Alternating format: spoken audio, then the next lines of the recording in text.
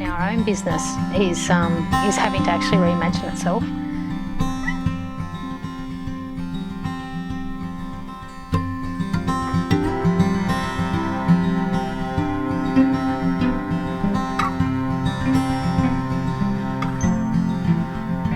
Initially, we got the initial shock of COVID. We don't understand what's going on, where the rules are being made up every day and delivered to us on a daily basis, and we're having to pivot and change and take those characteristics into our stride as business, and then try and make sense of it, not only for ourselves and our family and the community around us, but we're also having to make sense of that in the economic sense of being able to still be viable as a business at the other end of this. And there's been a lot of words put in our mouths as far as, you know, that we can go into hibernation and you know, in 6 months' time we can reopen and it'll be like we've just had a big sleep.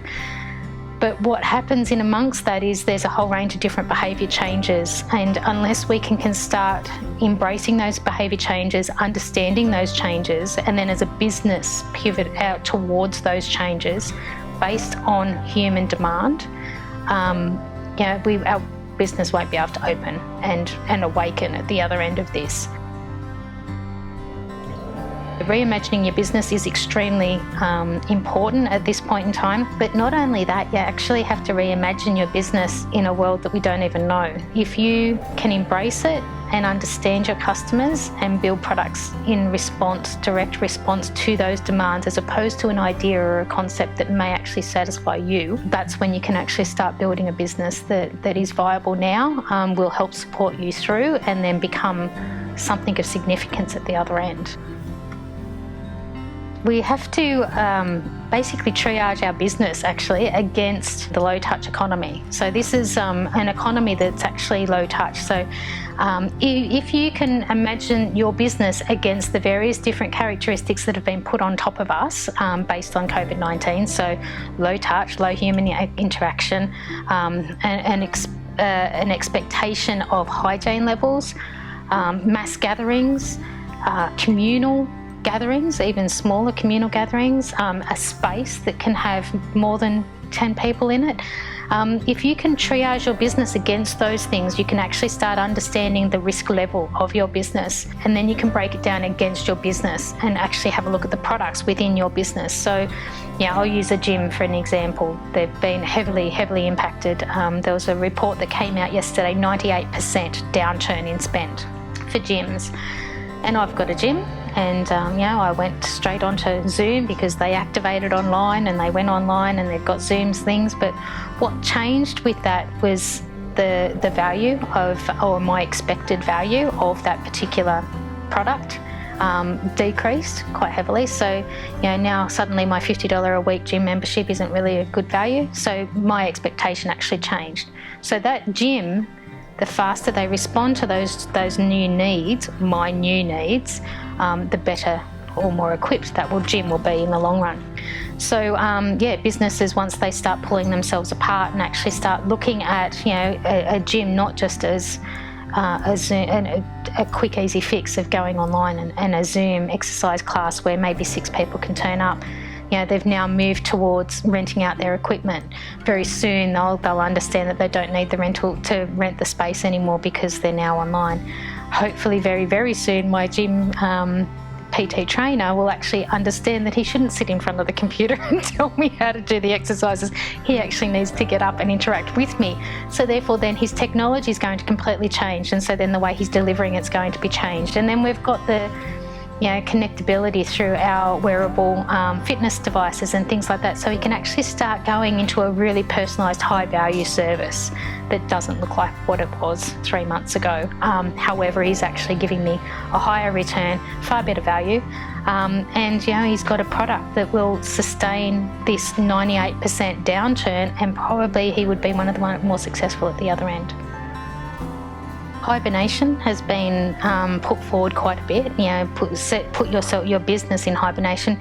And another way of describing it has been mothballing. So you mothball certain components of your business, flights and Qantas and you know. So they're actually mothballing entire planes and decreasing their services. So they're expecting to actually come out the other end, which then brings in the concept of elasticity. You know, like how far can you stretch either that industry or that business before it either snaps or it's so highly tight, like it's memory foam, and it comes back and it actually still looks like it looked like before the virus. So you need to do that. You need to test that business against those characteristics, and those characteristics can be, a plumber is a really good example.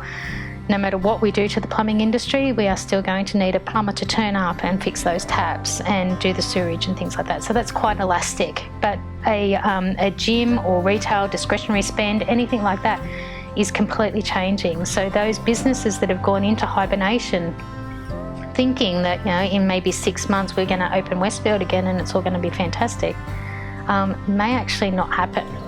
So those businesses in hibernation need to use this time for a lot of R&D. They need to understand what their customers are needing. They need to understand the changing needs of those customers and then start developing products against those customers. The other high risk businesses are those businesses that have pivoted very, very quickly and responded to a deep demand, such as hand sanitizer. And how does that look long term? They've sorted out the now issue, and they've created not just a new product, they've actually gone after a new pillar as well. So they've gone into a new industry. And they can run that industry for the next 6 months, but when that downturn happens, when hand sanitizer or the distribution of hand sanitizer becomes easier, can they revert back? Have they now found a new industry that they want to stick with and get a lot better? Dyson's another one. Dyson's have been employed to create ventilators for hospitals. So, when they go across to this new product, will they stay with that new product? Has that now given them the opportunity to enter the medical industry where they've never been before and actually maybe become a major player in that industry? And so therefore they never turn back and actually create two new. So there's a lot of opportunities and a lot of risk. And I suppose the biggest thing is understanding how to build the response against the customer. That's the most important thing. An idea isn't a solution.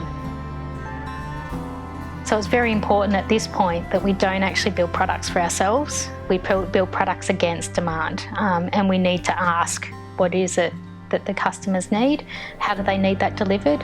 And what does value look like for you? What are the capabilities of the building? What are the capabilities of the functions inside this business?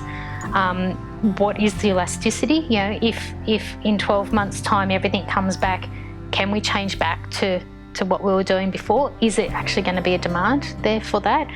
Or do we now need to, as a business, either shut down or reimagine their businesses based on capabilities against the risks of the low-touch economy? Leading into COVID, the digital activation was a massive thing. So people were, and it started, digital disruption started back in the early 2000s and probably actually mid-90s. Photography industry is a brilliant example of digital disruption leading to digital Darwinism. And if you don't change, what can actually happen to your industry? So, there was a big push by users to move online prior to COVID-19, and those businesses that had activated digitally were starting to see some of the benefits of that, and that being things like starting to understand that 46% of all purchases were actually started on the lounge the night before the purchase actually began. So those discretionary spend, or the extended spend that would normally go on with a day out, and coffee and lunch and a few other different things, and nice jacket, I might grab that too, changed. So our behaviours had changed. What COVID has actually done is it's just accelerated that change. So what was going to happen in the next 5 years, and I had actually predicted that 23% of businesses that hadn't digitally activated were going to be out of business come June 2020, because that was when the pivotal change would have actually occurred, where majority of people have got access to internet and actually using it. Well, what COVID has done is actually accelerated that. So what was going to take 3 years has now taken 2 weeks, which is, lightning fast. And with that has come those that had pre-prepared and not knowingly pre-prepared, but had activated digitally, are the ones who are in a prime position right now to take advantage of this rapid change. When I had my first business, I had an incredible mentor. And he's like, I had a bit of a crisis in that business. I actually had a significant amount of money embezzled. And he looked at me and he said, you've got 2 choices right now. You can either close down and you can hold everything so tight and plug every single hole and get rid of every single bill you have and budget your way through this, or you can open up. And he said, and you can promote your way out. And he said, if you promote your way out, it's far quicker and it's faster and it's a much better way of actually doing it. So I did that. I chose that. I promoted my way out, and I was out the other end in 3 months. And I activated whatever I needed to, and I had my eyes open for opportunity because of that. Had I stayed shut down and turned off all those bills, I wouldn't have been open for opportunity. So those businesses that are going into that deep hibernation, where they're turning everything off and they're suspending any form of new approach, and expect at the other end to be able to open up their door and dust off those cobwebs and off they go, may not see the same reality on the other side. We don't only have to think outside the square, we have to just demolish the square like it doesn't even exist anymore, and reimagine our businesses, reimagine our customers, reimagine the customer needs, respond to all of that, and make sure that, we have something that's workable and feasible for the new economy. To reimagine yourself in a digital climate or digital world, low-touch economy, you need to understand the capabilities that you have. So look at your business's capabilities, not as function. Because the second the gin distillery thought of itself as an alcohol cleanser capability, that's when it could become a hand sanitizer. The second that Dyson could see themselves, the capability of their business as a suction ventilation type system, it could become a ventilator for the medical industry. So my big takeaway for all businesses is to reimagine yourself and look at yourself as capabilities. What are you capable of? What is your building capable of? What is your space capable of? What's your workforce capable of? And then start trying to solve problems that are out there, but genuine, heartfelt problems identified by customers out there. That's when, and hand sanitizer was a very genuine, definite, heartfelt need. And the gin distillery that pivoted towards that was the company that understood its capabilities and how to actually deliver that against a heartfelt need out there. Build to your customer needs and understand what your business is and what the functions and capabilities are.